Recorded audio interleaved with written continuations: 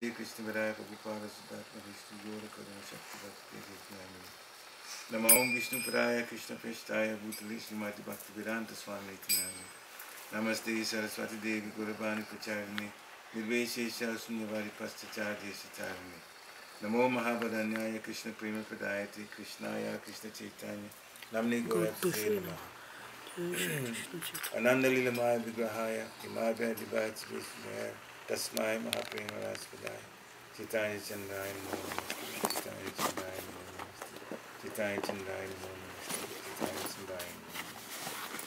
Hare Krishna. Hare Krishna. So today is the appearance of Lord Balaram.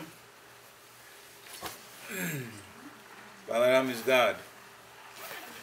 You can come forward. But we will talk about him in how he relates to Krishna. We say Balaram is God, we say Krishna is God, so there has to be some explanation about that. Now, one important thing, I'll wait for you to come forward. Yeah.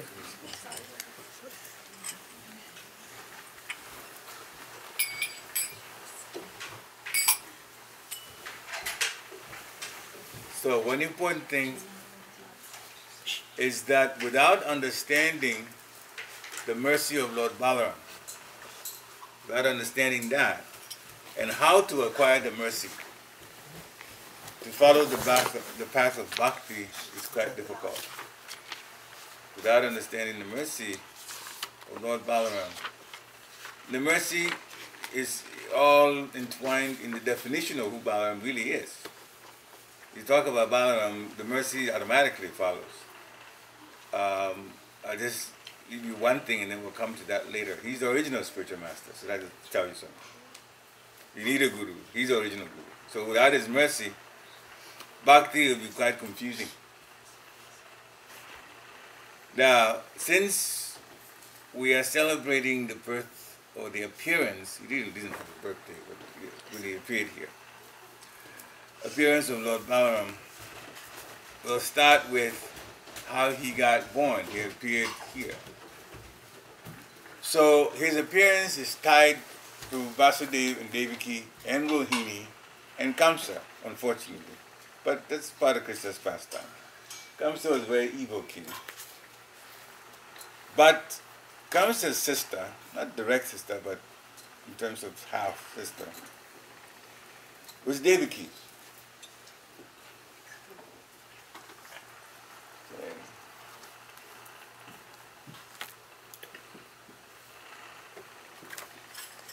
So we have two Gilanyatra swings today. That's nice.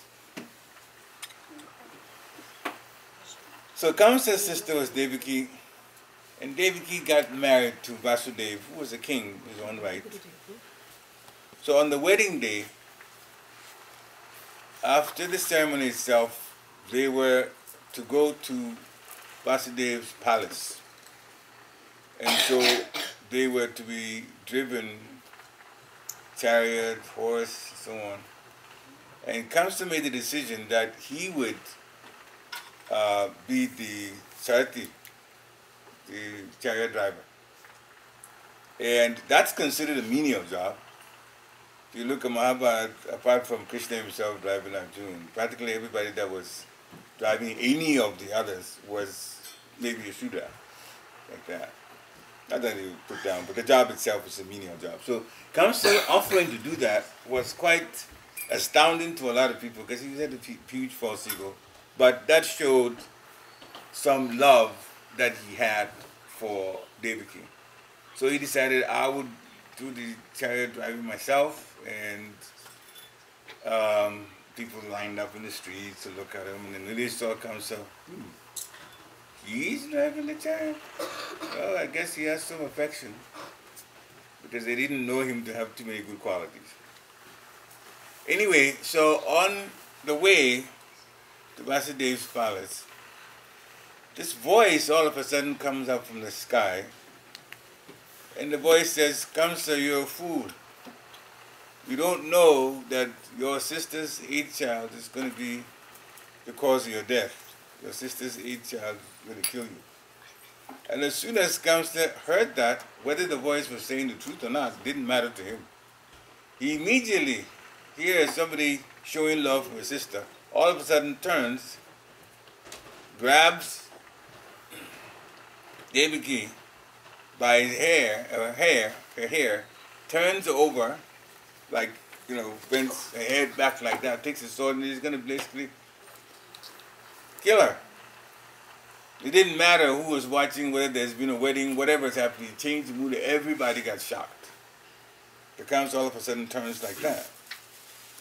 Now, this is the way of a person that's attached to too much sense gratification.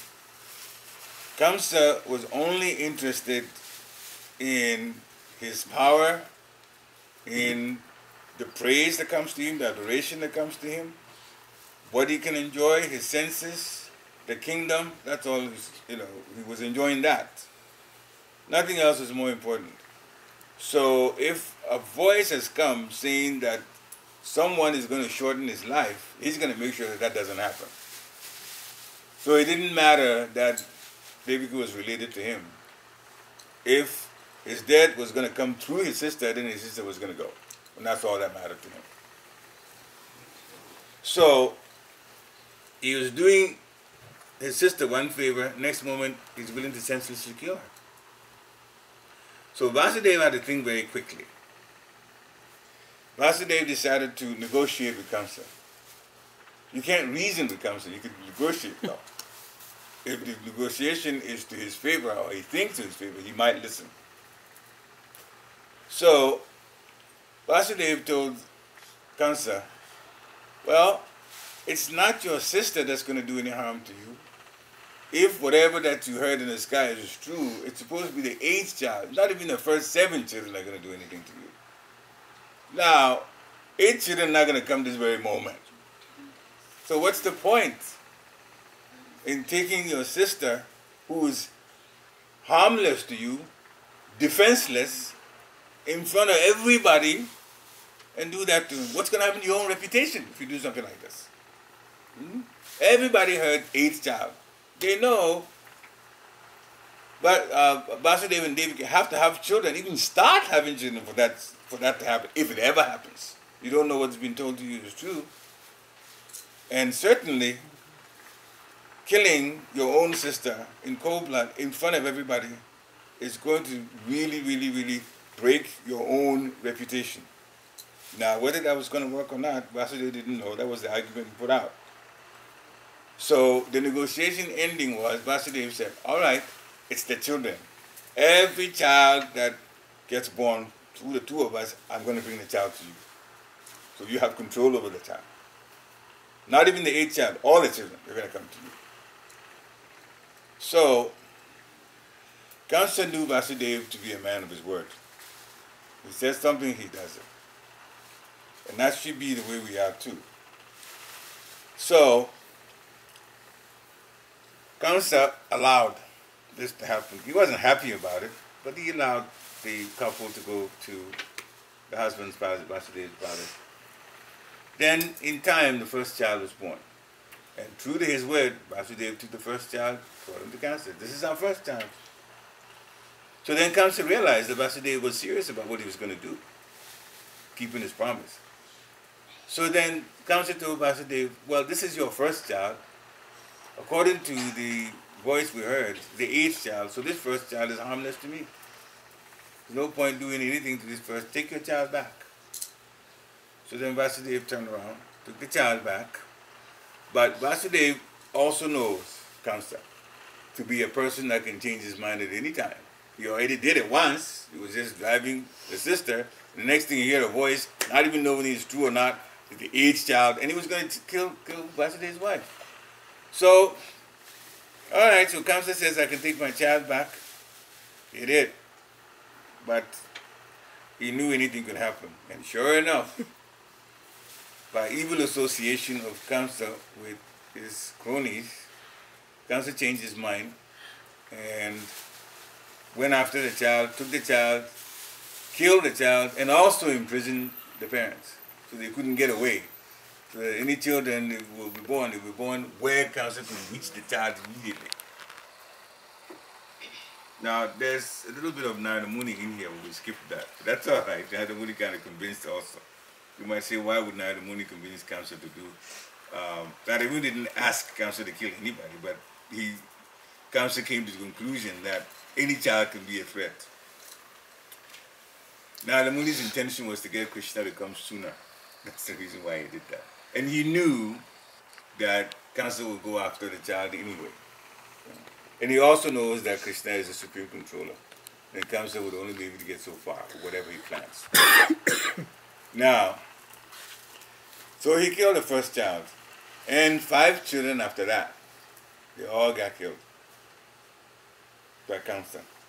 Still, there's something tied to even the first 6 children. The 6 children had to undergo a curse. They were cursed by Hiranyakashipu, of all people. Okay. That's why they were actually, in a previous life when Hiranyakashipu was around, they were worshipping those 6, they were worshipping Lord Brahma. And Hiranyakashipu said, you don't worship anybody but me. And so he got upset with it. They were related to him, with his grandchildren. They were related to Kamsa. So then Kamsa cursed them that your own relative is going to kill you for doing things like that. And that relative happened to be Kamsa, their uncle.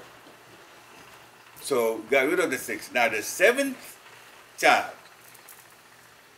that's tied to what we have in today. The 7th child, when the 7th child was conceived in Devaki's womb, then Krishna asked Yogamaya to take the child from Devaki's womb and transfer the child to Rohini's womb. Now, Rohini is also a wife of Vasudeva. Vasudeva had a number of wives. So both Devaki and Rohini were Vasudeva's wives. Now Rohini had been given shelter away from Kamsa and all his acts in Gokul with Nanda Maharaj and Yashoda. So that's where she was living. So Yogamaya basically did that, transferring the child to the womb of Rohini. So then Rohini got pregnant. And that child was none other than Balaram. So Balaram was born from Rohini with or in the household of Nanda Maharaj and Yashoda Mataji. So today we're celebrating the appearance of Sri Balaram. He's actually the original plenary expansion, the first expansion of Sri Krishna.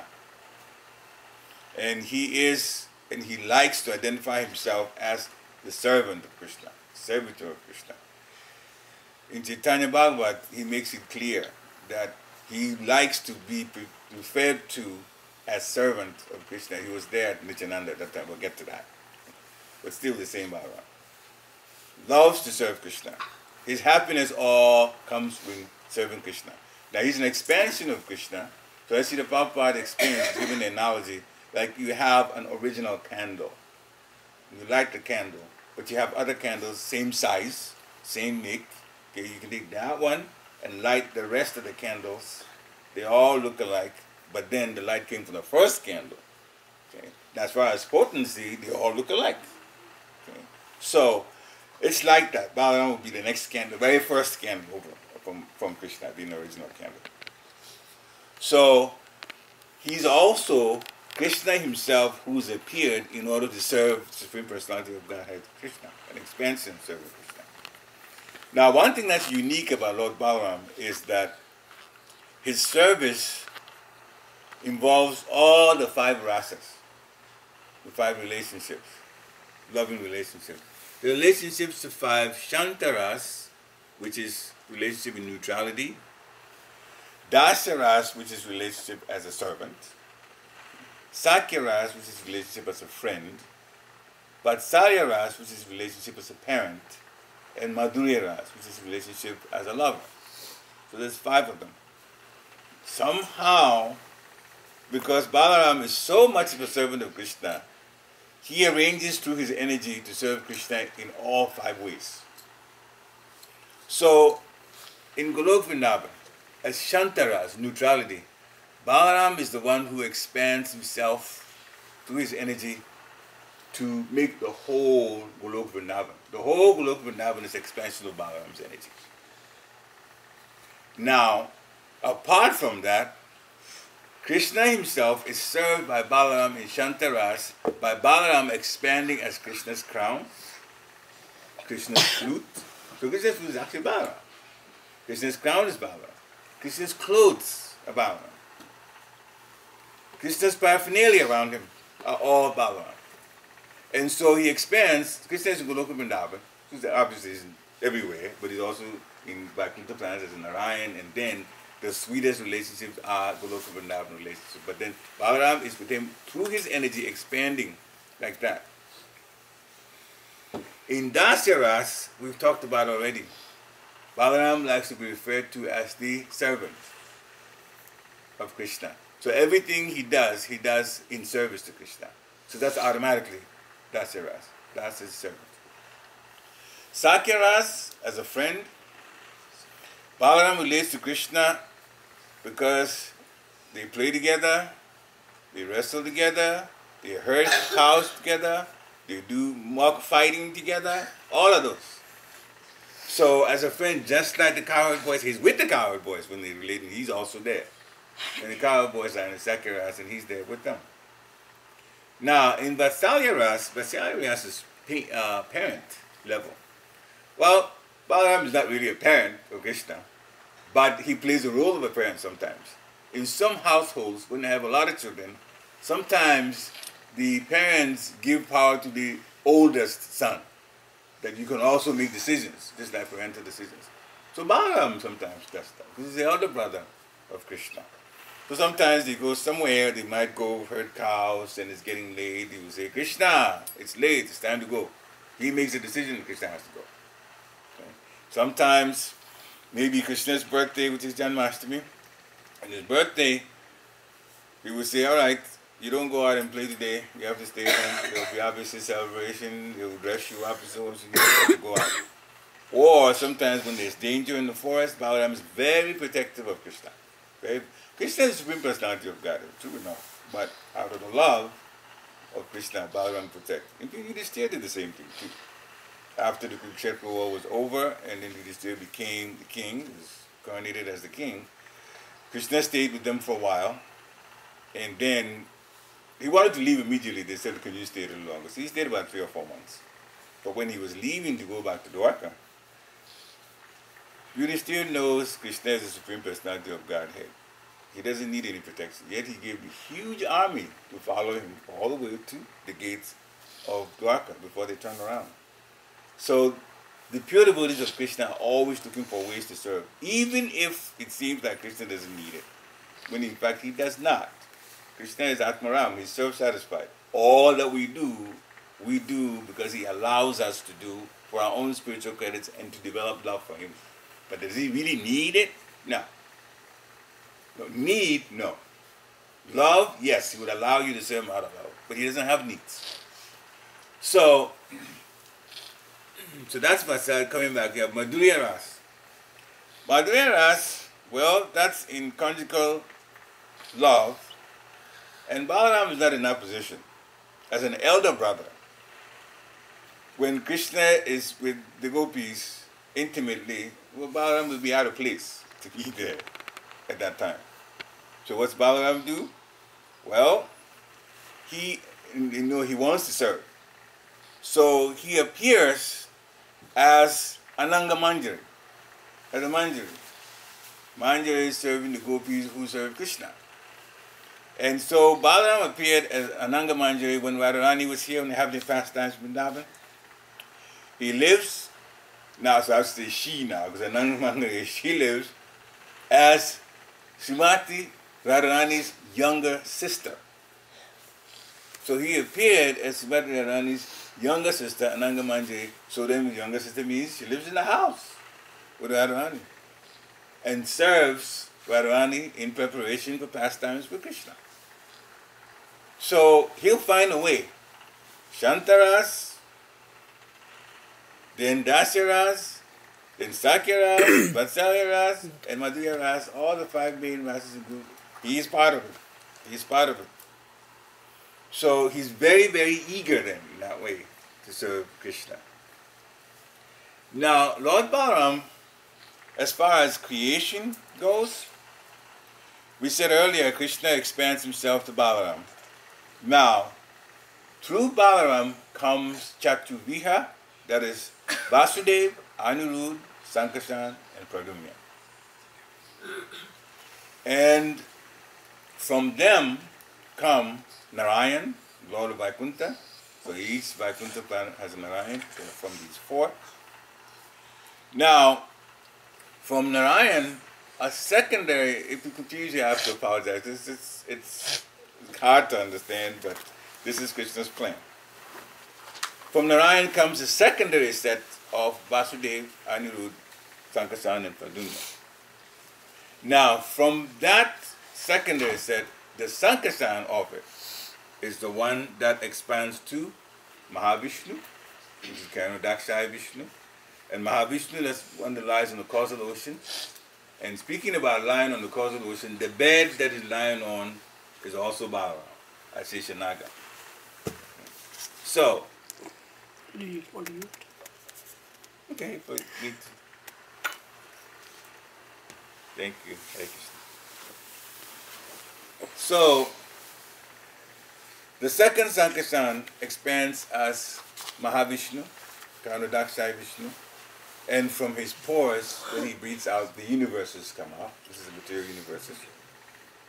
And then Mahavishnu expands into Garbhodakshaya Vishnu, entering every universe, and the Lord Brahma comes from that Garbhodakshaya Vishnu. And Garbhodakshaya Vishnu basically trains Lord Brahma into the creation of the different planets from each universe. And then in Garbhodakshaya Vishnu, the expansion of Shirodakshaya Vishnu also occurs. And Shirodakshaya Vishnu is the one that enters every living entity we call the Super Soul. Shirodakshaya Vishnu. Now, so Karanodakshaya Vishnu, Garbhodakshaya Vishnu, and then Shirodakshaya Vishnu.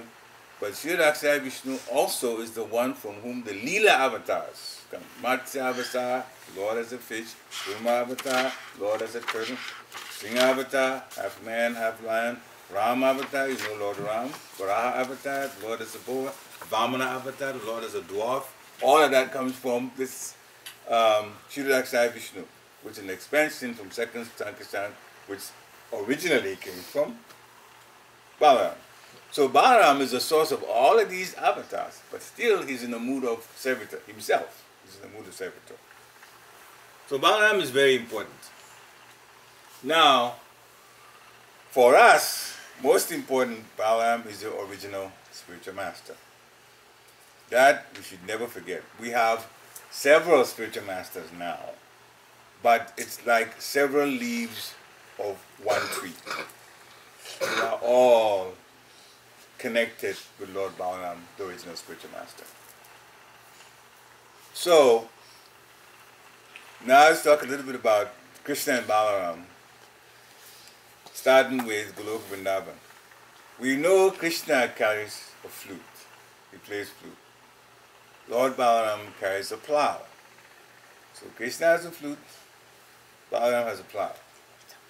What's the significance of these two? Actually, Krishna carries the flute, but you know the flute is also Balaram because he expands himself in Shantara after this. Balaram himself carries a plow. Krishna plays the flute to charm the hearts of everyone who's devotional, especially the gopis. They're the ones very attracted to Krishna's flute. So that is the reason for Krishna playing his flute. Now, Balaram carries the plow. What is the significance? Well, what's a plow used for? It's used for tilling the ground. It can also be used to make roads, to clear roads, because it tills and you can clear, so you can till for a road, clear for a road, or you can till to grow crops. Balaram is the spiritual master, original spiritual master. So as spiritual master, the real significance to us is that Balaram tills our hearts, our hardened hearts, to make them soft so that the devotional creeper that is given by the mercy of a spiritual master, remember he's the original, it can grow in our hearts. So the spiritual significance of the plow is to till our hearts, to make them soft so that the devotional creeper, the bhakti creeper can grow. The plow is also to make roads. So the roads, usually if you're going to make a road in a certain place, there are all kinds of obstacles, plants and other things you have to move out of the way. So the plow is also used to make roads, to clear obstacles. So again, the spiritual significance of the road is that Balaram's plow removes the obstacles that we have so that bhakti can also flow. So he's a spiritual master in that sense, in terms of killing our hearts to make them softer and also clearing obstacles so that Krishna bhakti can in fact occur. We said earlier, as far as Vishnu, Mahavishnu, Sheshanaga is also Balaram, and that's the soft bed that in the causal ocean that the Lord lies, where the pores ooze out the universes that come out. But that is Balaram himself as Sheshanaga. Lakshmi is there, massaging the Lord's feet, and then the bed is in fact Lord Balaram. Now Lord Balaram appears in Ram Leela as well as Gaur Leela. As Ram Leela, Balaram appears as Lakshman.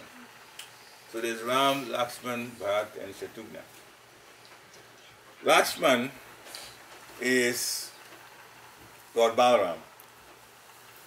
In Lakshman's service, as we know already, we talked about Lord Balaram always wants to serve. So Lakshman was definitely there at all times trying to serve and as best he could, his brother Lord Ram, the Supreme Personality of Godhead incarnation.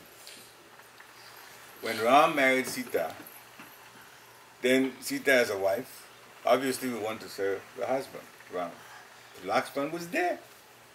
Lakshman was serving Ram before Ram married Sita. So Lakshman wasn't about to give up his service. Whenever Ram and Sita were together, Lakshman was also at Ram's side. If there was anything that Ram needed, Lakshman has been serving Ram a long time, so he could even anticipate what Ram would need going for one thing and make arrangements for it to be there. So then the wife Sita felt that it's a little bit redundant here. I'm trying to serve my husband, I want to serve my husband, but there's this Lakshman who's always beating me to it. So Sita became uncomfortable, and she met her husband and brought this to her husband's attention. I married you with the understanding, as every wife knows, that there will be service given to the husband, service given to the children. But even before I can get started, Lakshman is always serving you. Not that it's bad, but I just feel out of place as far as service is concerned. So, can you find some other kind of service for Lakshman to do so that he will be away from you so that I can serve you as a wife? Now, Ram couldn't do that. Just imagine telling Lakshman, you have to go somewhere. Lakshman has been serving him, and Ram knows Lakshman's heart. So the answer to that would have to be, not quite, but still, Sita is a wife. The husband cannot ignore the wife's request. And it's a good request. It's just that getting Lakshman away is not another thing that's not so easy to do. So the decision was made that they would let the family guru decide what to do. And the family guru is Vasishtha Muni. So all three of them, Ram, Sita, Lakshman, they met Vasishtha Muni. And Lakshman and Sita stated their case. Sita says, I've married Ram and I want to serve him. Lakshman is always there serving, and I'm not getting a chance to serve my husband. And Lakshman says, I've been there all the time. I was born for this. All I do, my happiness, my joy is to make sure that Ram is happy, and we serve Ram by serving him. So I understand Sita, but it doesn't mean I should stop serving Ram. So then Vasishtha Muni had to make a decision. And his decision was, all right, at the times when Ram is home, then Sita should serve him. But when Ram leaves to go for administrative duties, like what we call the state house, he goes for wars and things like that. Now, Sita was happy about it. Lakshman was not. He still, although he went along with it because, again, Guru makes a decision you have to obey. But whether or not he was happy about it, Lakshman would have liked to serve him. Everywhere the Ram was, Lakshman would have liked to serve. So when, you know the story of Ram Leela, when Kaikeyi was tricked into asking for a boon just when Ram was going to be coronated, and he told Dasarath that Ram should be banished to the forest for 14 years, and that had to happen. The three of them left, three now being Lakshman, Sita, and Ram, all left for the forest. Now in the forest too, the pastimes begin to unfold, and we will bypass Supanaka and all of that, but anyway, and for that matter, Bishop Mitra Muni, there's so much that happened before this point where we're going to talk about, but that's very relevant to Lakshman's activities. Now, Ravan, who was a demon, devotee turned demon, arranged for Maricha, one of his lieutenants, to come in as a golden deer. And the whole thing was for Ravan to trick them and then take Sita away, because he had heard about Sita being very beautiful, and Ravan was the personification of lust, wanted Sita for himself. So when this deer appeared where they were in the forest, Sita saw the deer. Sita liked the deer. Golden deer was unique and wanted the deer, especially to take the deer back to Ayodhya when their time in the forest was over. So then Sita asked Ram to go get the deer, capture the deer alive and bring the deer. By the way, there were signs that the deer was not a real deer. Golden deer is kind of rare, to say the least. But there were other deer that would also come because the deer was so playful. So other deer were attracted. They'd come to that deer and sniff the deer, and as soon as they sniff the deer, they take off and run away. Because they knew this wasn't a real deer. So this was quite obvious. Sita saw this and she still said, I want the deer. So then Ram decided, all right, I'll go get the deer, Lakshman, you guard Sita. And when Ram got closer and closer, the deer was running deeper and deeper into the forest. Finally it became clear to Ram that the deer really wasn't a real deer, it was a demon. So he took out his arrow and shot the deer. And as the deer was dying, this was Maricha, the deer screamed, Lakshman, help me, Lakshman, but he tried to imitate Ram's voice as closely as possible. So where Lakshman and Sita was, where they could hear. And Sita said, this is my husband. He's in trouble. Lakshman, go help. Lakshman said, Sita, Ram is not going to be in trouble. He's not in trouble. Sita still insisted that Lakshman should go. And Lakshman said, but I was told I need to guard you. And so I have to guard you. This is what Ram told me. So finally Sita said, you just don't want to go because this is an opportunity that when Ram dies, you will get to enjoy me. And that's why you're here. You don't want to go even though you hear in voice like this. So that got to Lakshman. And Lakshman decided, all right, I'm going to go. But then he drew a ring around Sita, says you don't step out of this ring. And it's a ring of fire. It wasn't visible right away then, but it was there. So Agni Dev was involved in this also. So Lakshman went to look for Ram. True enough, Ram was not hurt.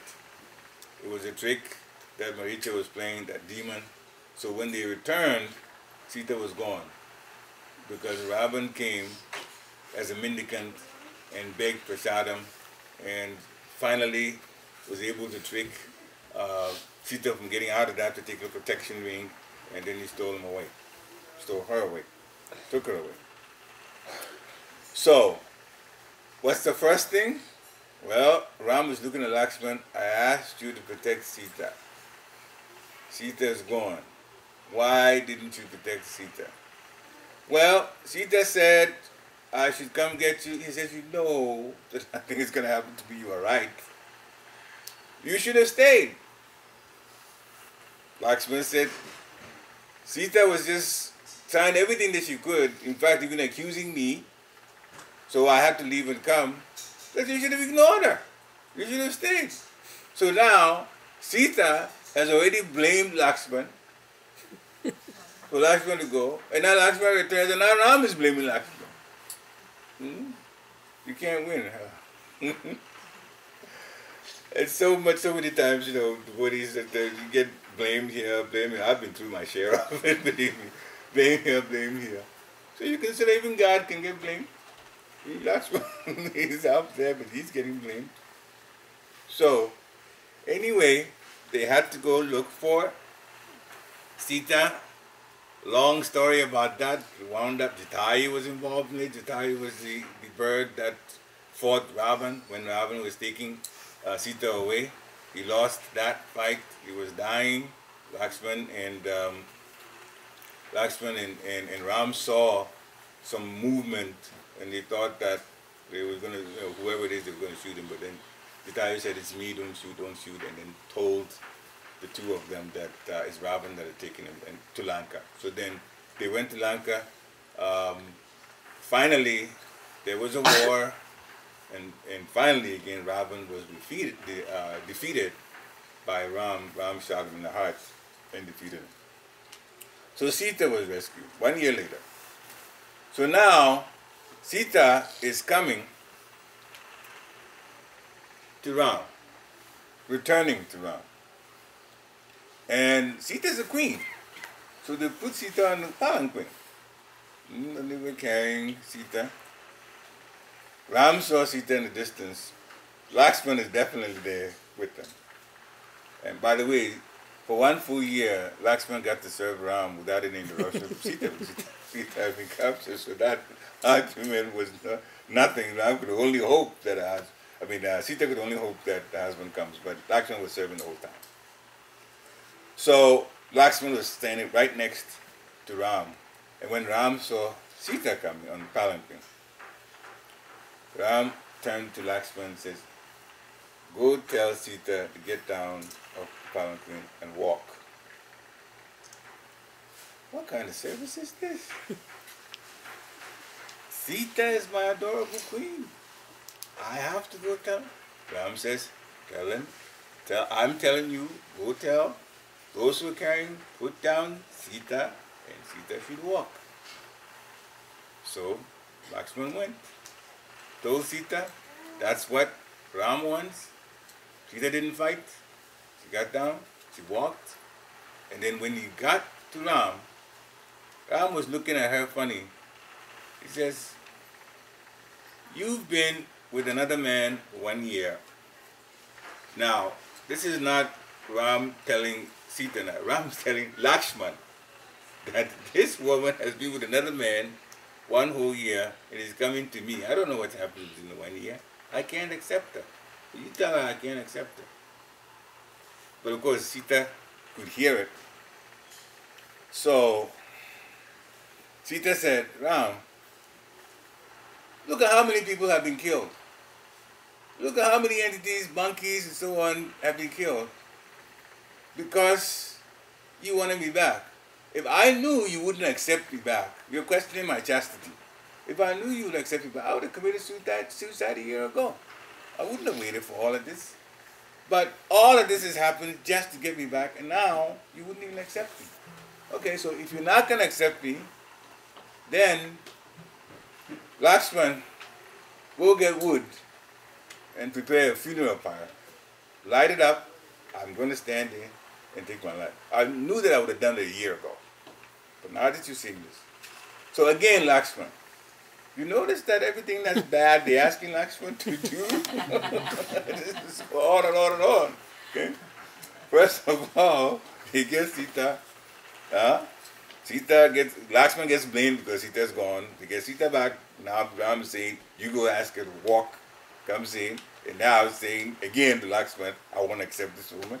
And now Sita says, "Lakshman, go get wood. I'm going to kill myself." So Lakshman is crying practically when he goes in the woods.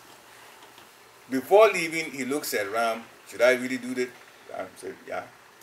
So Lakshman went, got the wood, prepared the funeral fire. Sita stepped on it, says, Lakshman, light it. Lakshman looks around, Ram says, light it. So then Lakshman lit the wood, the fire raged, but the real Sita really, all this while, was with Agnidev. It was Maya Sita that Ravan got, even though it looked exactly like Sita. So what happened was that in the fire, the exchange occurred, that the real Maya Sita, that is extinguished, but the real Sita came out of the fire. So this was to prove to everybody Sita's chastity. So Sita did not die. Still, Lakshman had to go through the process of preparing the fire and all of that. So he was always going crazy about the things that he was asked to do. So then, Sita, Ram, Lakshman, they all returned to Ayodhya. Dasharatha long died because of heartbreak that he even had to tell Ram to go to the forest. He couldn't survive it. And so Ram was now coronated king. And kings have spies, but for good reason. Some things that people are uncomfortable with, that they won't say, so the king never really gets to hear about it, but the king sends spies among the people to hear whatever they're feeling. If they're feeling something that's negative, the spies will return to the king, and the king will deal with it without the person even coming to do something. In other words, the king has the welfare of the people at heart. But sometimes, and it's not so for a number of people who go to the king and complain about this and that they'd rather live with it, but then they're not happy. So spies do that. Now, turns out, one of those working for the king overheard a man arguing with his wife. And that man says to his wife, you think I'll accept you being unchaste like that, coming to my house the way Sita was accepted by Ram, even though he had been with another person for a year? And the spy came and told the king that this is what had been said about you. Sita didn't know anything of what was going on. So Ram heard about it. And Ram made the decision that for the welfare of the state, Ayodhya, and for his own reputation, since they're saying that about him, right or wrong, he's going to send Sita away. So what happens? Again, he calls on Lakshman. Lakshman takes Sita to the forest. You don't let Sita know what's going on. You're going to leave her in the forest, and she is not to return to Ayodhya. You tell Sita you're going on an excursion. You like to go into the forest, be there for a while. As a matter of fact, you can go to Valmiki's ashram. So, Lakshman had to take Sita on his chariot. Lakshman was very upset, but he did what he was told. He told Sita, you're going on an excursion, you're going to Valmiki's ashram. Therefore, Sita was excited, very excited. But he's looking at Lakshman. Lakshman is very, very morose and crying and says, but why are you looking like this when we're going to a place that's supposed to... I like going to ashrams like that. Why are you so upset? So finally, Lakshman had to tell Sita, your husband doesn't want you back. And this is what happened. Somebody in there, arguing between husband and wife. Ram heard about it, and now he says, because you went through what you went through, you can't come back to Ayodhya. So when we go to Valmiki's ashram, you're going to stay there. Sita was pregnant at the time, by the way. And still, Sita said, all right, so if that's what my Lord wants, then I'm prepared to accept it. But Lakshman was very, very, very, very upset. Very, very disappointed that Sita would have to leave like that through no fault of hers. So when they were going, before they got to Valmiki's ashram, Lakshman had enough of having to say the negative things all the time. So he said, next time my brother and I incarnate, I would be the elder brother. I would never be the younger brother again. So when he saw it, what about? I said, I'm never ever going to be the younger brother in whatever way Krishna comes, in any other leader. And so after that, Lakshman or Balaram, for that matter, never took a younger brother position ever again. So, one example of other pastimes, Mahabharata. Balaram was there with Krishna, but in Mahabharata, Balaram was the elder brother. So after this happened to him in Ram Leela, the elder brother. So when Krishna would ask you to do something, if he liked it, he would do it. If he doesn't like it, he invokes his elder brother and says, no, I will not do it. I'm the older. So now he could choose, pick and choose what he wanted. Still though, he liked to serve Krishna. Now, in Mahabharata, Balaram happened to like Duryodhana. Now don't ask me why, this is Krishna's pastimes. Duryodhana was a demon. So Balaram liked him very much. In fact, he taught him warfare, art of warfare. So while Krishna was training Abhimanyu, Balaram was training Duryodhana. Now, when the Kurukshetra war was arranged, and it became clear to Balaram that Krishna was on the side of the Pandavas, okay, and that Krishna's brother is Balaram, but Balaram liked Duryodhana, and Duryodhana was on the other side. So his affection for Duryodhana and his relationship to Krishna made him just like caught in the middle of this. So he decided he was not going to fight at all. He was going to not even be there to see what happens. So he decided to go on pilgrimage. So he was in South India. Through the whole Kurukshetra war, he wasn't there. He came later on, after the war practically was over. In Chaitanya Leela, or Gora Leela, Lord Balaram appears as Nityananda, again, older brother. He actually appeared twice. In Lord Chaitanya's own family, Balaram appeared as the older brother Vishwarup. So Vishwarup is also Balaram. But then he also appeared with his own parents, Hadai Pandit and Padmavati, as Nityananda in Ekachakra. So he appeared there, and so this time it's a different set of parents for Balaram. So then how does Balaram become older? Well, he became older spiritually. So Vishwarup, he was older materially from a family, direct family, and as Nityananda, he was older spiritually because Lord Chaitanya took initiation from Ishwar Puri. Ishwar Puri had taken initiation from Madhavendra Puri. Right? So Madhavendra Puri, then Ishwar Puri, then Lord Chaitanya. Well, guess who Nityananda took initiation from? Madhavendra Puri. So Madhavendra Puri, now Ishwar Puri and Lord Balaram, Nityananda, are God brothers. Okay, Ishwar Puri and Lord Nityananda are God brothers, and Chaitanya, Lord Chaitanya is a disciple of Ishwar Puri. So now Balaram is God uncle of Lord Chaitanya. So he's still over him. So Vishwarup, elder brother, Nityananda, God uncle. So again, he gets to dictate what happens. He doesn't like something, he will not do it. If he does, well, then he does. But still, he really was serving. He's in the service mode. He made it clear, everybody, I am servant of Lord Chaitanya. So, it's almost 12 o'clock. The book has been said. Okay, fine. He obeyed though. Lord Nityananda obeyed Lord Chaitanya in many ways. In many ways. In fact, he took sannyas, and Lord Chaitanya also took sannyas. There were two sannyasis. Still, at some point, Lord Nityananda was asked by Lord Chaitanya to marry, which means you get out of the sannyasa and become grihastha. Now, Lord Nityananda, if he wanted to, he could have said no. Remember, he's a God uncle.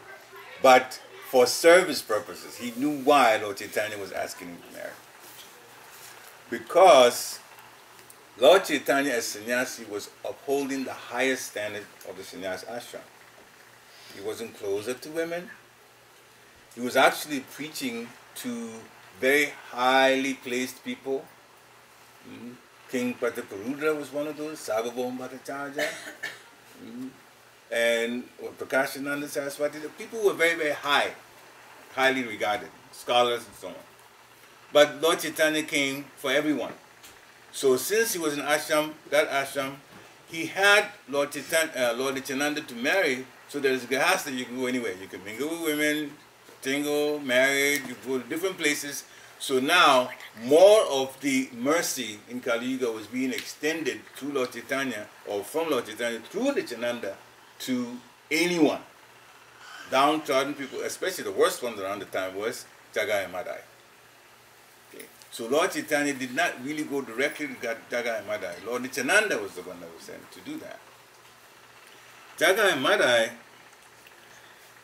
were really, really bad people. They were so bad, things that they were doing. You name any crime, they did it. Practically, name any crime, they did it. Robbery, rape, killing, and they were practically the law. The police at that time couldn't get to them. They were stronger. So nobody could control them in Avadhi. And so, Lord Nityananda and Haridas Thakur were sent to preach to people. Lord Nityananda was going to all homes, he was going to bars, he was going anywhere to get people to take to Krishna consciousness.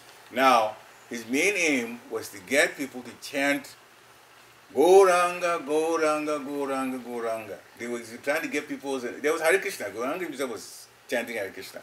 Lord Nityananda wanted people to get more attracted to Lord Chaitanya. Because Lord Chaitanya is Radha and Krishna combined. So if you fall in love with Lord Chaitanya, you automatically are Krishna Prema.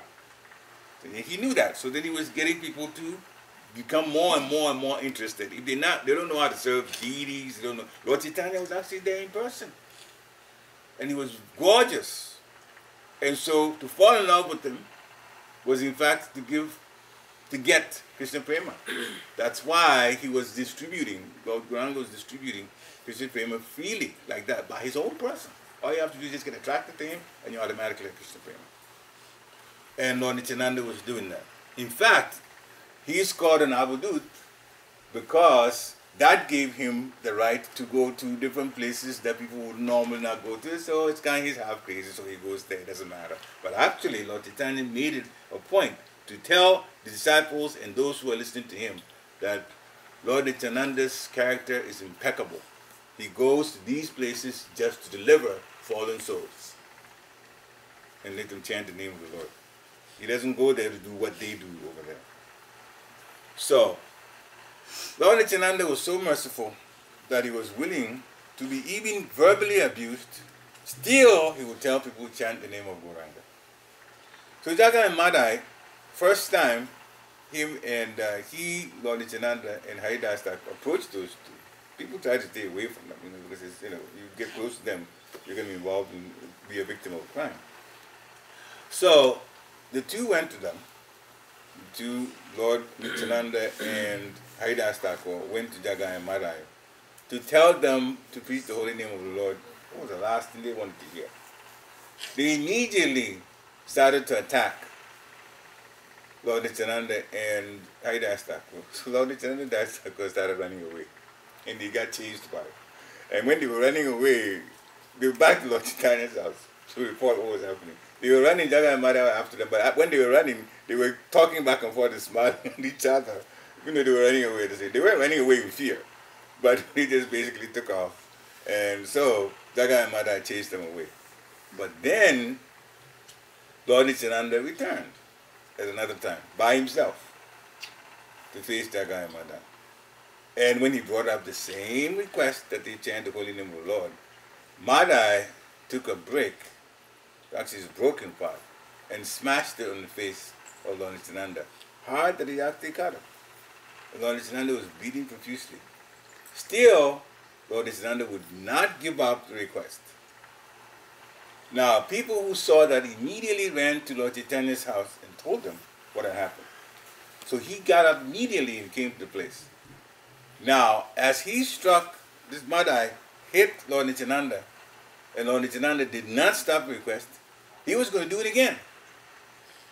But this time it's Jagai that stopped Madai from doing it. So when Lord Nityananda was bleeding and still standing there appealing to them, Lord Chaitanya came. And when he saw the way Lord Nityananda looked, well, blood all over his face, he requested for a Sudarshan chakra. He was going to cut off the 2 heads. And he screamed, chakra, chakra. That means he wanted, he put his finger out for the Sudarshan chakra to come. But then Lord Nityananda reminded him, remember, this time in our incarnation we said that we're going to change the minds of people but not kill anybody. So you cannot kill these 2. Because we said we're going to do that. So that's how they were spared in terms of being killed right away by Lord Chaitanya. But then Lord Chaitanya confronted the 2 of them. Why have you done this to Lord Nityananda? Still, Lord Nityananda pleaded the case for Jagai. He said, Madai hit me. He was going to hit me again, but he stopped him. He stopped the other person. So then, Lord Chaitanya showered blessings on Jagai, but he was very upset with Madai still. Okay? And when Madai saw that kind of blessings given to Jagai, he wanted it too. Lord Chaitanya would not give him any blessings. He appealed. At that time, their minds had changed. Literally, he had seen they were almost getting ready to be killed by the Sudarshan chakra, so they were half scared already. So he knew who this person was, Lord Chaitanya was. And so, finally, after appeals by Madai for mercy, and Lord Chaitanya also appealing on his behalf, he says, if he's going to chant the holy name, did you do it? He said yes. He went down, offered obeisance. This is Madai. And finally, Lord Chaitanya, I'll forgive you on condition that first, both of you stop all the crime you're causing in Navadvip. Second, you take the holy name of the Lord and you chant from this day on and you improve your behavior. That is the only, remember, they almost were going to get killed by the Sudarshan chakra. So then they agreed to it. And Jagai and Madai now changed and they became sadhus. They were chanting, you know how many rounds they were chanting? 128 rounds. 64 twice did. And the other services, menial services that they did.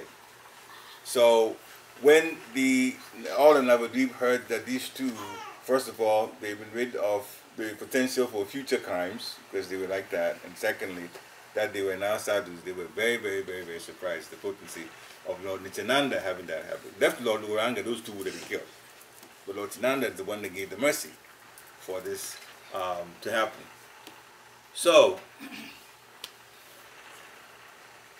Lord Nityananda is Balaram. Bala means strength, and Ram means pleasure.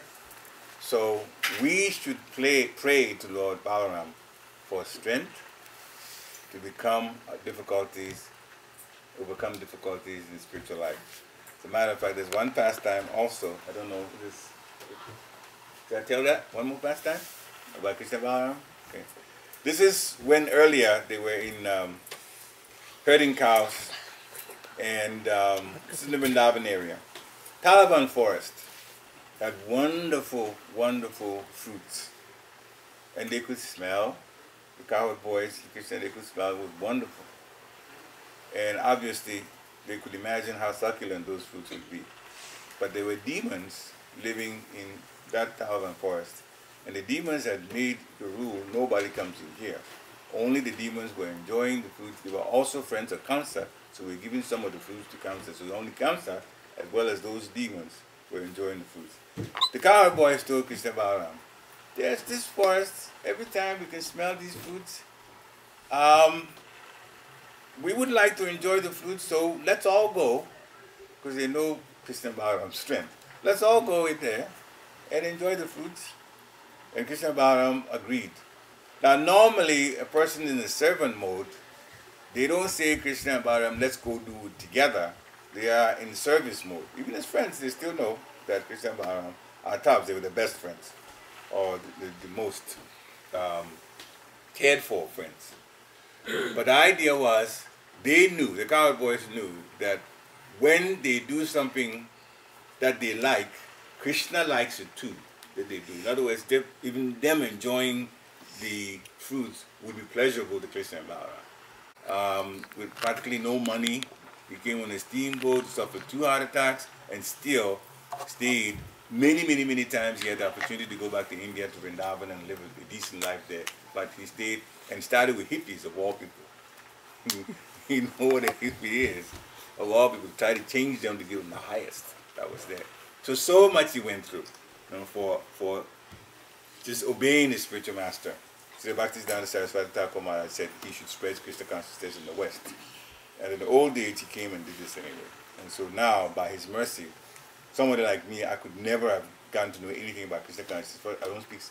I don't understand Sanskrit. How could I have known anything? So this is all by the mercy of Srila Prabhupada, who obeyed his spiritual master. Okay. This is all that's happened.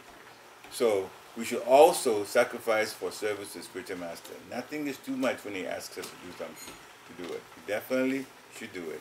If you don't have not initiated now, then your Shiksha Guru is all of them, but especially Srila Prabhupada. Especially Srila Prabhupada. Because he was the one that Lord Chaitanya predicted would come and spread Krishna consciousness the whole world over. Lord Chaitanya spread Krishna consciousness the whole India over. And then he let his pure devotee Srila Prabhupada spread it the whole of the world, of this earth. So, Balaram's appearance, Mahotsava ki, Srila Prabhupada ki, Nitai Gaur Premanande. You have, it's 12:15 now, but do you have any questions or comments? Anyone?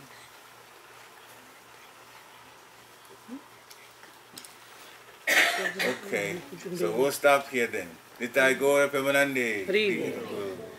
So, the next thing. Yeah, we'll do Aarti. We'll do it.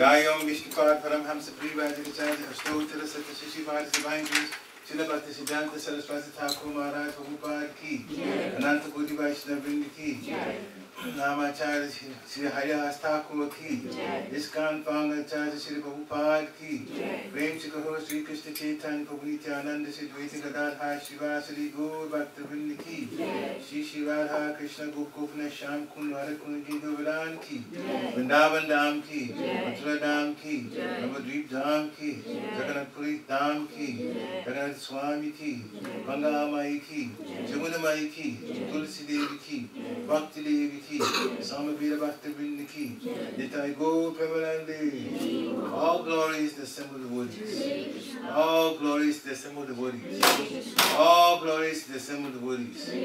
All glories to the lotus feet of Sri Sri Guru and Gauranga.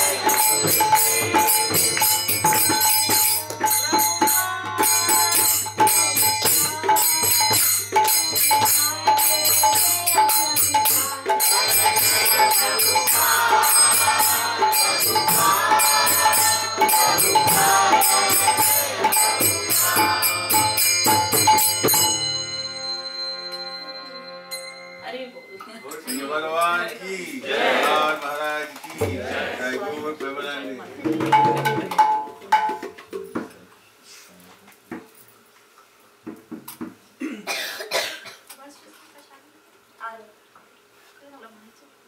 Ansh, you can do prashad, please. No?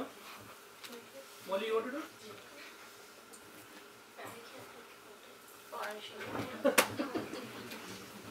Mahaprasade Govinde, Mahaprasade Govinde, Namo Brahmane Vaishnave, Namo Brahmane Vaishnave, Krishna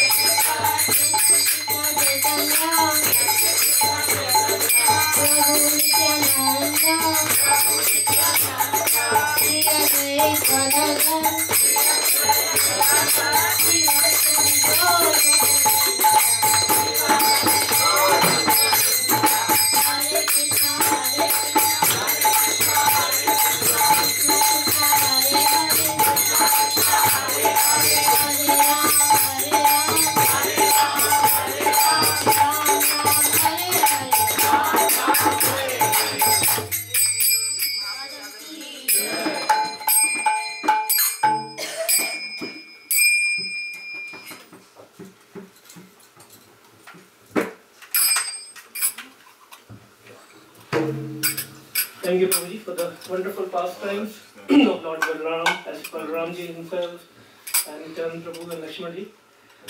Unfortunately, our devotees came late, so they might have missed it, but I have the recording, so I will share. Now, you are seeing wonderful decoration here with Julan Yatra decoration, so feel free to swing the lot if you want to.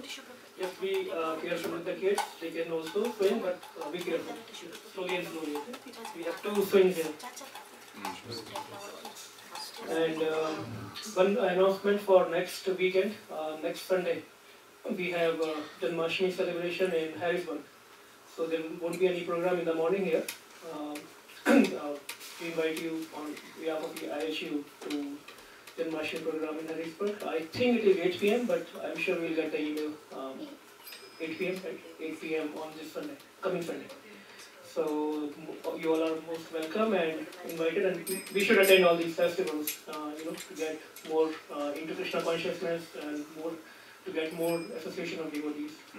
So please try to make it to it. Our calendars are always full, so we can always make it. Hare Krishna. Thank you. I will let Puneet Prabhu talk about. We have mridangams, a lot of mridangams coming that have come from India. Yeah, just really quick. They're very custom made, so they're very good. Right? You could tell probably today. They just came last week, and I went to New York to pick them up. But we're selling them for around $250. So if anyone wants mridangas, please reach out, because otherwise there's a lot of other people that want it.